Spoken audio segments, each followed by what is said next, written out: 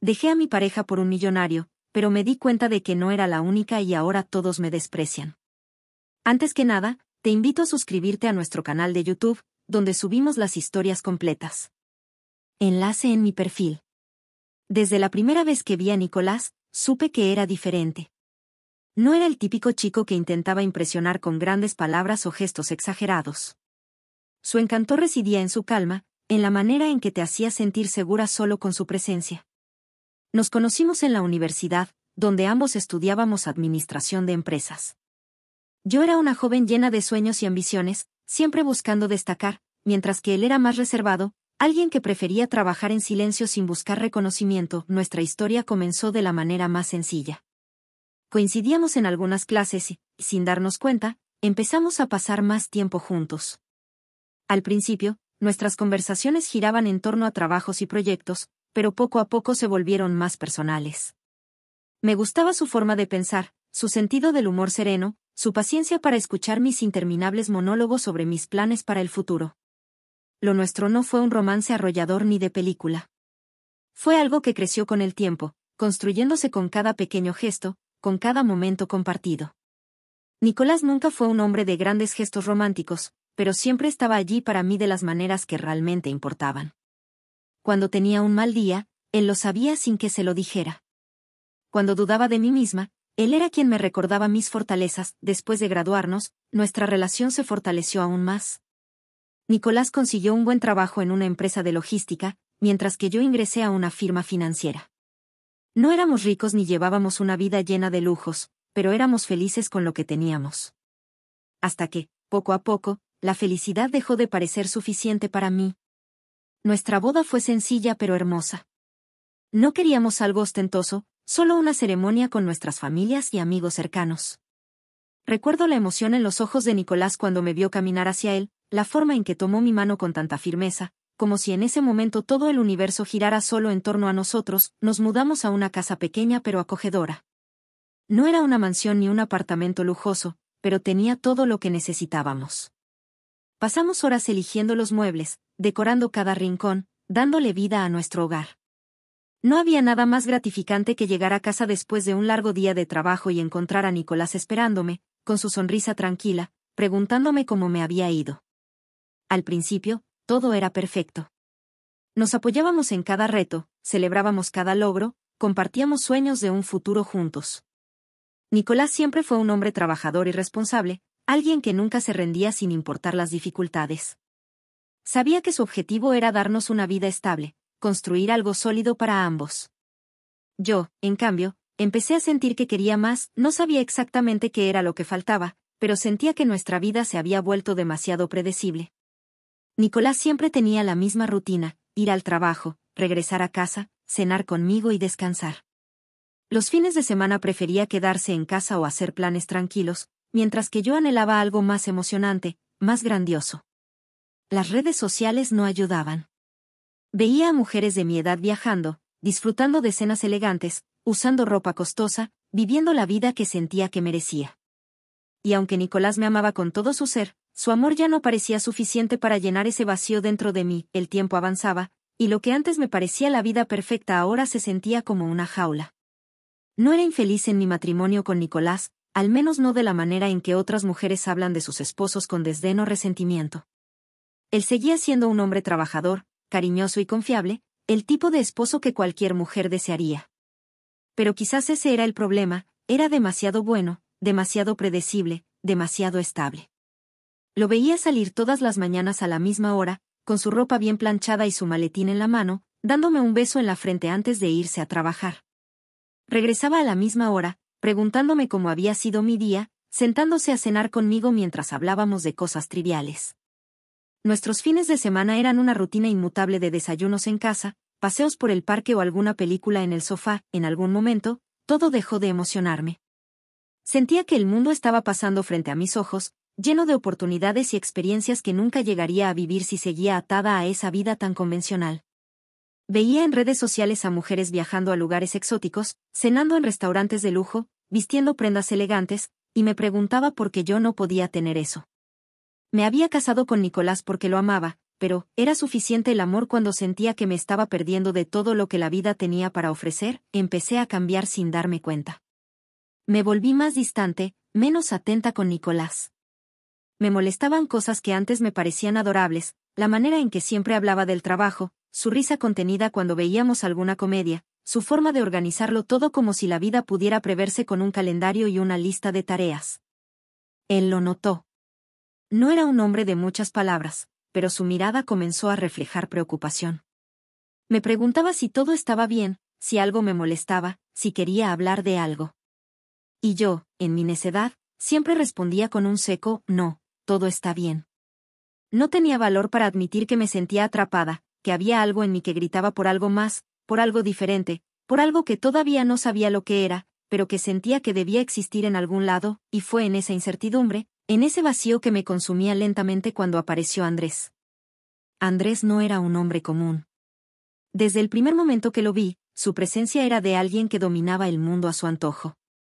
Alto, imponente, con una presencia que parecía llenar cualquier espacio, su sola mirada era suficiente para hacer que cualquiera se sintiera pequeño ante él. Era uno de los inversionistas más importantes de la empresa en la que trabajaba, y aunque al principio nuestras interacciones fueron meramente profesionales, noté que me miraba con un interés que iba más allá de los negocios. Me hablaba de cosas que nunca había escuchado de nadie más. Me preguntaba sobre mis sueños, sobre las cosas que me apasionaban, sobre lo que realmente quería en la vida. Y yo, sedienta de algo nuevo, caí en su juego sin darme cuenta, me hacía sentir especial, como si fuera una mujer única en el mundo, alguien que merecía mucho más de lo que tenía. Las interacciones en el trabajo se volvieron cada vez más personales. Sus cumplidos se volvieron más atrevidos. Me hablaba de los lugares a los que había viajado, de los hoteles de 5 estrellas en los que se hospedaba, de los eventos exclusivos a los que asistía. Todo lo que yo veía en redes sociales, él lo vivía en carne propia. Me decía que la vida no debía ser una rutina aburrida, que el mundo estaba hecho para quienes se atrevían a tomarlo. Y yo, deslumbrada por todo lo que representaba, comencé a verlo como la respuesta a mis deseos más profundos, empecé a comparar a Nicolás con Andrés. Cada vez que Nicolás llegaba a casa con su misma camisa azul de siempre, hablando de los problemas en el trabajo, de cómo estaba ahorrando para nuestro futuro, sentía que me sofocaba. Ese era el futuro que me esperaba. Una vida de presupuestos, de cuentas por pagar, cenas caseras y noches predecibles en el sofá. ¿Por qué conformarme con eso cuando podía tener lo que Andrés me ofrecía?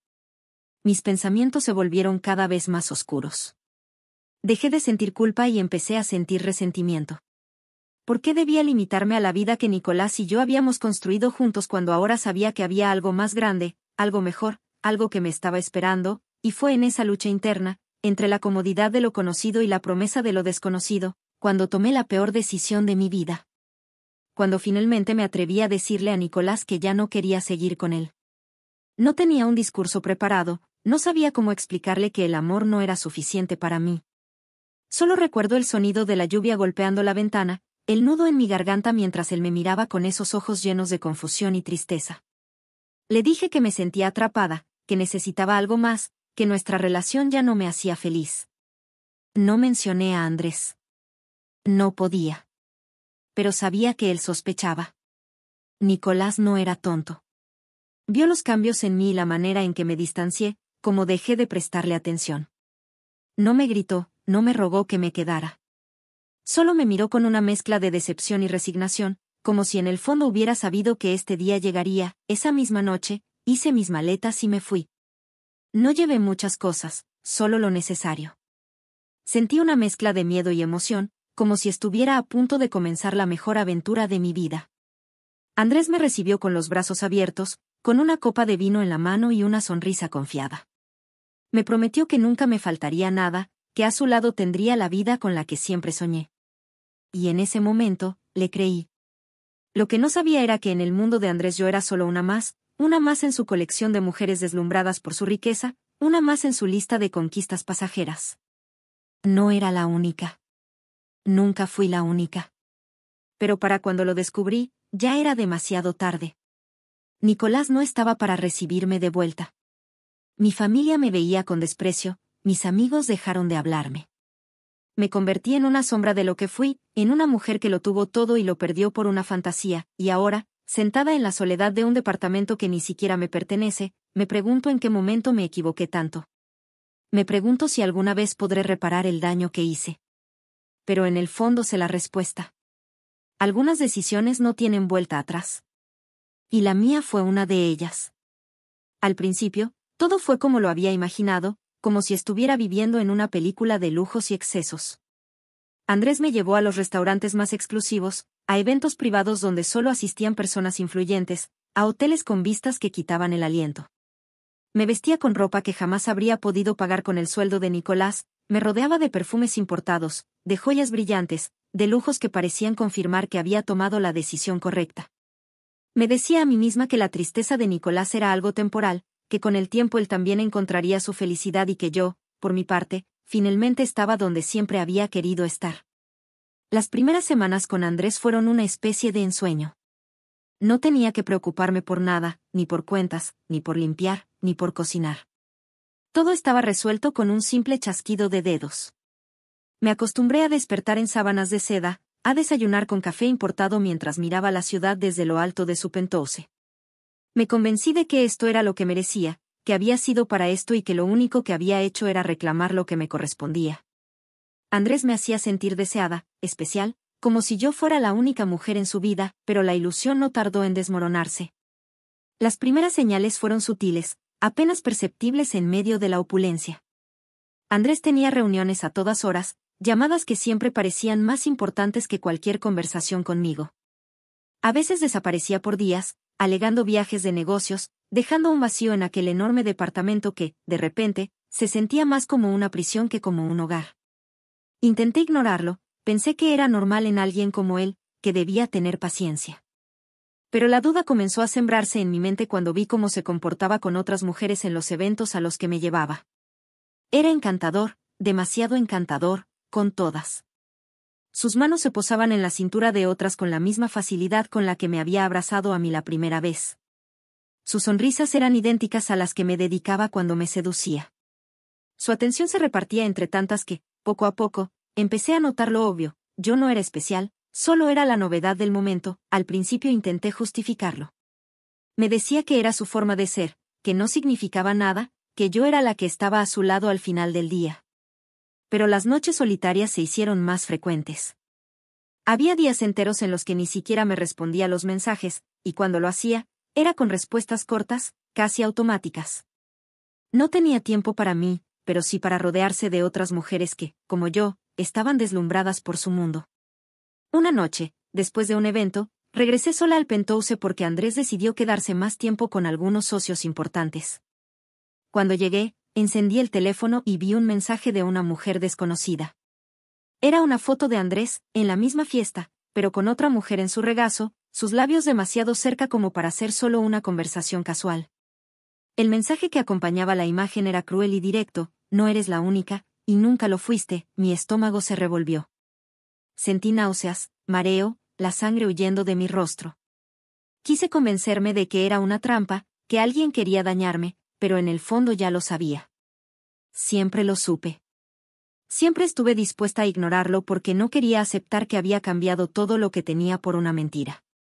Pasé días en negación, intentando fingir que nada estaba pasando, aferrándome a la idea de que Andrés me elegiría, de que yo era diferente, de que había algo en mí que haría que se quedara conmigo. Pero la realidad me golpeó con fuerza.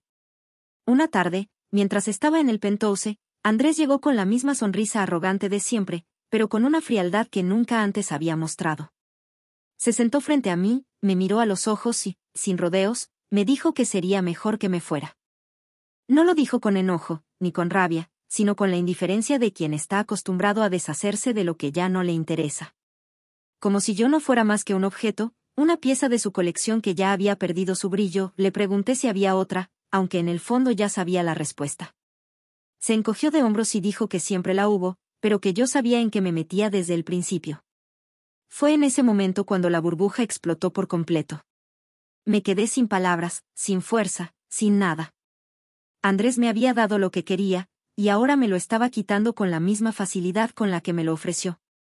Tuve que empacar mis cosas en silencio, sin dramatismos, sin lágrimas que pudieran conmoverlo, porque Andrés no era el tipo de hombre que se conmovía.